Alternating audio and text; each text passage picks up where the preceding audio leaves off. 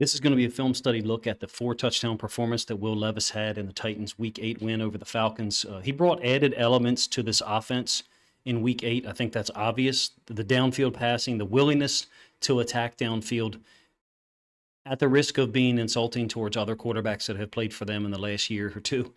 Will Levis makes things look right.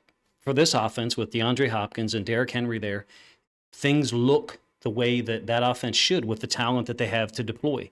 It really provided a spark for this Tennessee offense that's been limited for most of 2023, despite boasting 2 accomplished talents in Derrick Henry and DeAndre Hopkins. 28-23 win over the Falcons moved them to 3-4 on the season. So far, every time they've scored 20 points or more in 2023, they've won.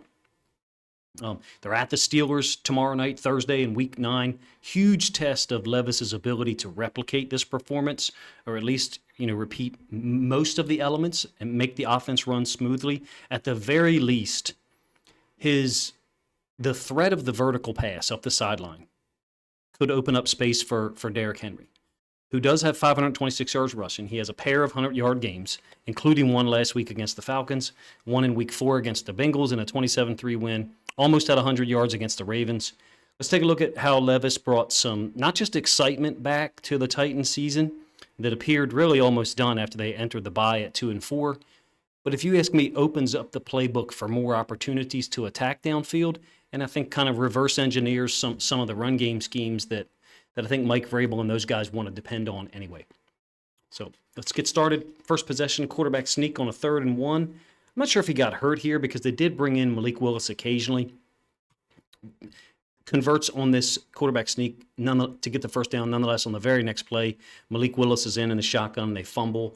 I'm not sure if that was the design or the plan, but in any case, that's what happened. Second possession now. This is a 3rd and 4. I think it's late in the progression here. It's going to be to Chig Okonkwo.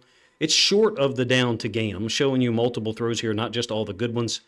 I think that Levis is a guy who moves through progressions quickly. I'm going to be honest with you, that's not what I would have said based on the 3 or 4 games I watched of him in college at Kentucky. But in this offense on Sunday against the Falcons, he was well prepared by his coaches, and I think he went out there and executed a lot of things and did a couple of things mid-play that, to me, illustrate he had a lot of confidence in the game plan and a lot of confidence in what he was seeing. So that pass was short to Okonkwo on the second possession.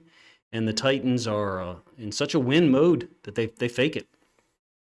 Amari Hooker converts it to retain possession on the second drive there, gets them back. Unfortunately, they face another 3rd and 8, and this is a strong pass, I think, from damn near the right hash all the way across the field to the sideline, well placed so that the corner can't make a play on it. It does end up short, so the Titans had to punt for real this time. But I think Levis is 3rd in the progression here for this pass out into the flats. Strong arm.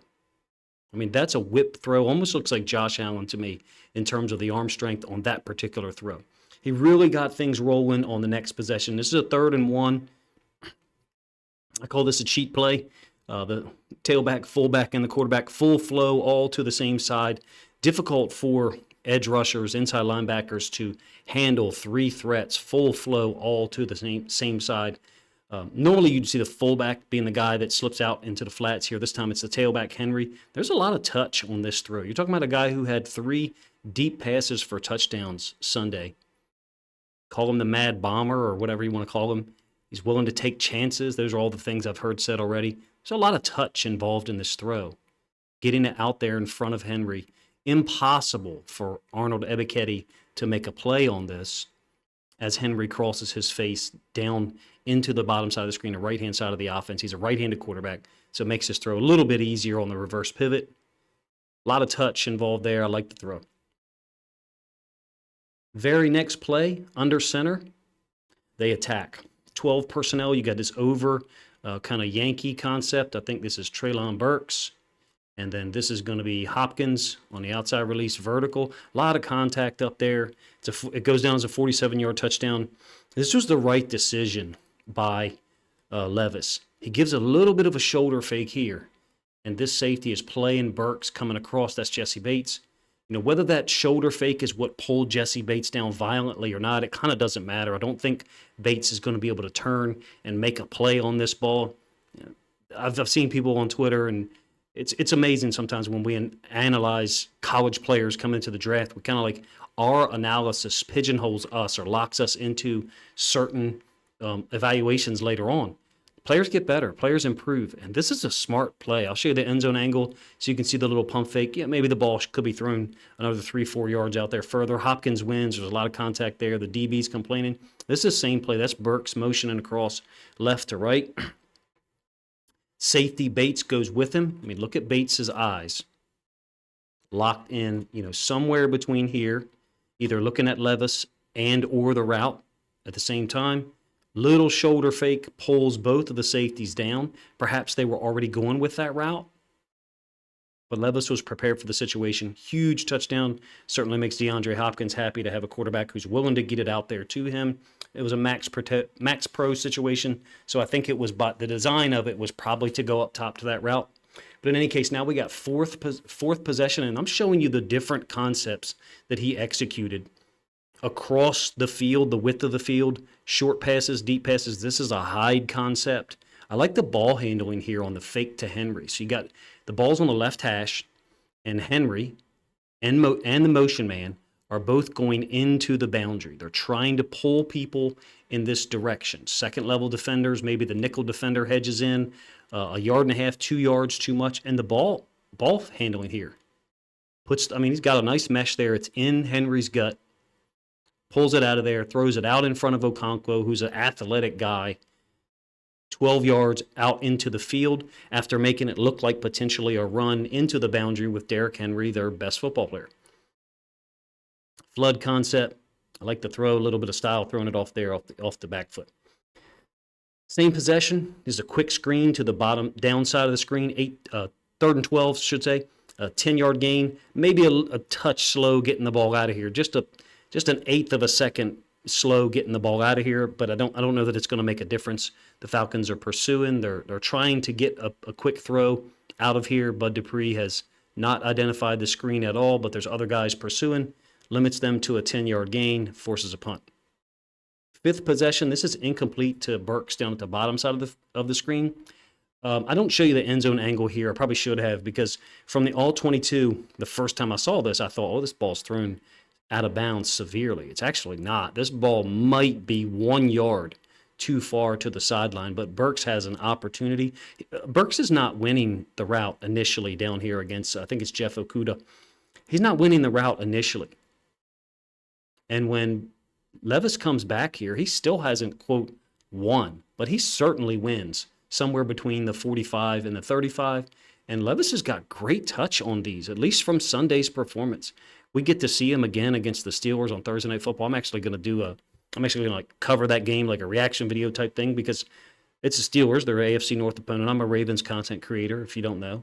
And also, this is pretty interesting. The Titans appear to not be dead in the water when they have this guy at quarterback. End zone angle shows you, I think, that it's a closer to a really good throw than maybe the all-22 appears. Maybe this ball could be, maybe it's a yard and a half over here, give Burks a better opportunity. But you can see Burks wasn't winning in the first 15, 18 yards of the route, but he eventually did win.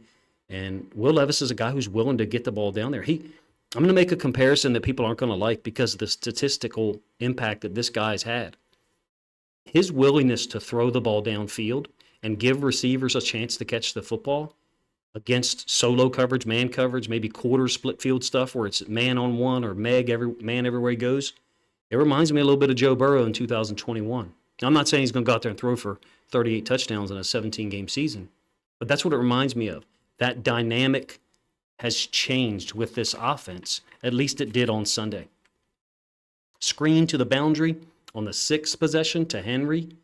I love their offensive coordinator calling this, getting Henry to the boundary downhill with some lanes to cut off of. Yeah, it's an easy completion for Will Levis. Like, who cares? That's the offensive coordinator's job, is to design things that are simple, easy completions. You can't do screens on every play, but into the boundary with Derrick Henry, a big, strong running back who, once he hits a lane, can turn it into a 30-yard gain quick. I got nothing wrong with that. That's not a reason to complain. 2 plays later, he hits Hopkins on this under route from bunch. Hopkins is the outside guy, and he's going to run the under route. think the point man is going to run a little bit deeper, and that's going to occupy this safety 27 just enough so that when Hopkins clears the inside linebacker, and the ball's thrown slightly behind Hopkins. Hopkins makes a great catch. I think I'll show you the end zone angle. You can see it. And then he makes a great spin as well off of Kuda. But that safety 27, to me, kind of runs himself out of being able to help with Hopkins' underneath route. So here's the over, under relationship, levels, whatever people want to call it. 27 has got all his eyes on the deeper route. Hopkins beats the inside linebacker clean. Ball's thrown a little bit behind him. Nonetheless, goes down as his second touchdown pass to Hopkins. I don't know about you. It's always cool to see a veteran contribute more. And Hopkins having 3 touchdowns in one game, I think, is pretty special. So there you can see the catch. I mean, he's not breaking stride at all. He's just like, oh, I'll just go ahead and catch it back here. That's no problem. You'd like to see the ball thrown out in front. Clearly, Hopkins doesn't matter to him. He still makes a guy miss after outrunning the linebacker. That was a brilliant play and usage of Hopkins as the outside receiver to bring him underneath. Additionally, let me go back one more time. The design of this, I think, is really cool. You got the backside X down here running a clear out. Additionally, the running back is crossing face from the other side of the screen. So he's occupying the field side inside linebacker right here. And then Okuda is being occupied by this route. 27 is gone kind of, his attention was on the deeper in cut. And so it just kind of clears up that space right between the hashes for Hopkins. So I think there's really cool design here, number one. And as a secondary point to that, I think Will Levis understands the design of the plays and knows who to get the football to and what time to get him the football. And I think that's important. Third quarter, this is the formula. These next 2 plays, this is the formula. Or next 3 plays, I guess, that I'll show you. They get Henry running downhill here for 14 yards. Out of the eye, it's 12 personnel under center. So very similar to the play action you saw to Hopkins earlier, 12 personnel under center. Cool little blocking scheme with one of the tight ends on the backside inside linebacker.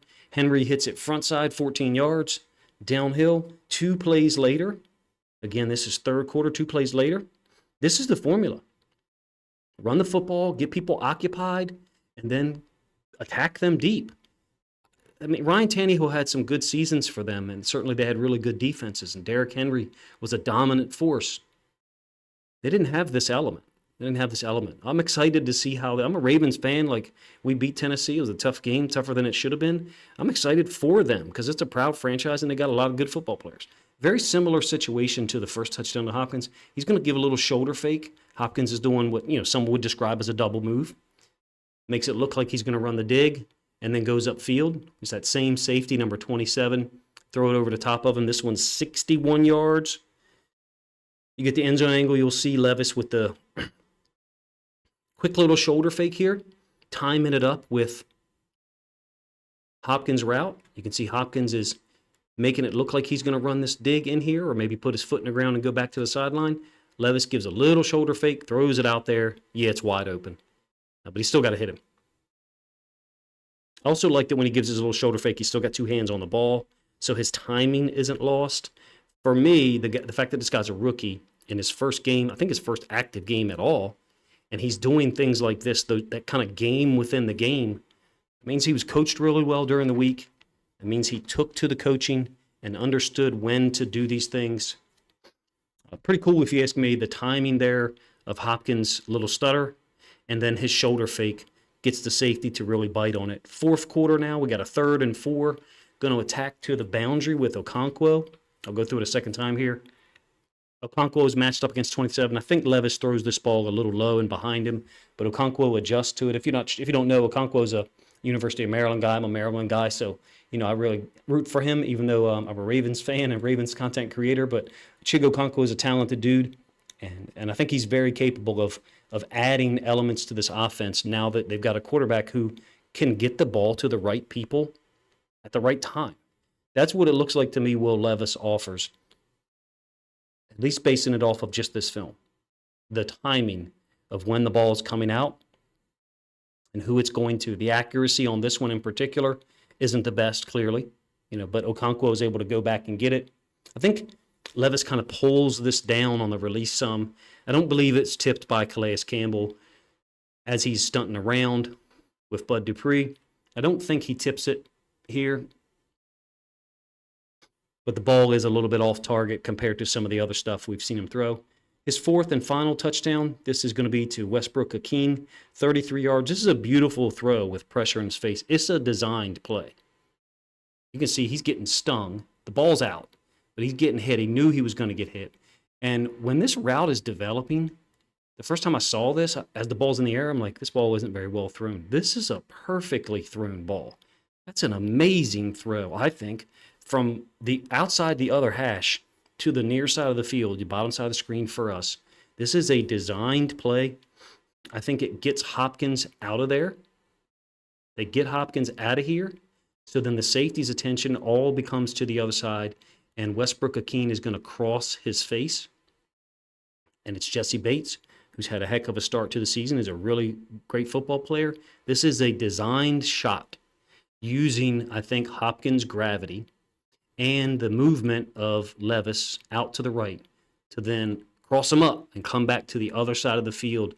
And his arm strength, I don't know any other way to describe it other than that's incredible arm strength and accuracy. The guy is clearly wide open. I love this throw. I was not a big fan of Will Levis's film in the pre-draft process last year, but this game looks like he's able to apply the coaching that he's given during the week. Is he going to be able to come out and do all of these things next week? I'm not sure. I don't know. We're going to find out. I'm going to watch the game. Hopefully you are. This is a brilliant throw under pressure for a receiver. I mean, those receivers know what they've got. Let's do it that way. There's probably no one other than Titans fans. Hopefully Titans fans are excited, but there's no one more excited than these receivers. DeAndre Hopkins probably, first of all, because they've got a guy now who's willing to go get them the football that they didn't have before. For whatever reason, things had deteriorated with Ryan Tannehill and Malik Willis. I don't know what's going on with him, but Will Levis stepped in and just stole the show. If he plays 50%, 60% of this efficiency and doesn't turn the football over a whole lot, he's a starting quarterback. I don't see any way around it. Like, there's people I heard say things about him in the pre-draft process that was very harsh compared to what I thought. I thought that there was a lot of inconsistency. But I did see him compete like a bull against Georgia.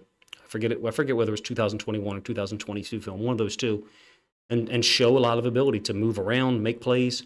This case here, I thought there was a lot of nuance, game within the game type situations that he was able to apply and try to at least manipulate those safeties and get the one-on-ones and punish the Falcons DBs. I thought it was an amazing performance. And that's coming from a Ravens fan who, we compete against the Titans. It's a war. But I try to be as balanced as I can. And the film, when I watched it this morning, Wednesday morning, I was just sat and laughed at some of the stuff that he's doing because it's incredibly high-level stuff, if you ask me, for a rookie to be pulling off against quality NFL defensive backs. Jeff Okudah, Jesse Bates, etc. Guys, let me know what you think of the video. If you're a Titans fan and you watched this long, first of all, thank you. I appreciate it. Don't get many Titans fans on the channel. But I think you guys got a good one here, and I can't wait to see how he follows this up on Thursday night and how the coaching staff follows it up and hopefully brings some of that momentum in and you guys can beat the Steelers and help us. Appreciate you guys' time. If you think other Titans fans would appreciate this video, this film study look at Will Levis, then please consider grabbing a link to this video, share it out on social media to help this content get more reach.